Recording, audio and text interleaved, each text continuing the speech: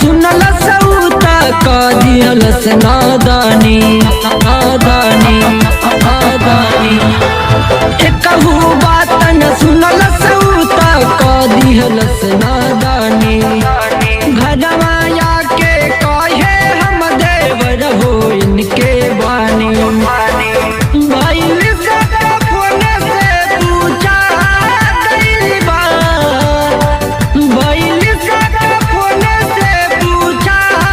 गइल बा लो भजवा पकड़ा गइल बा ई अजवा पकड़ा गइल बा पकड़ा गइल बा गइल बा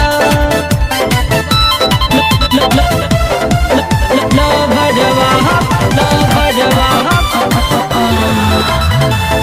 लगे बैठाए सबे पूछता बे पता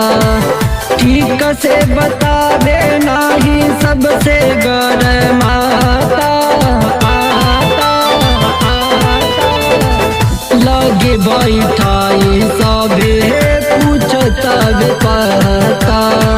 ठीक से बतावे नाही सबसे गरमाता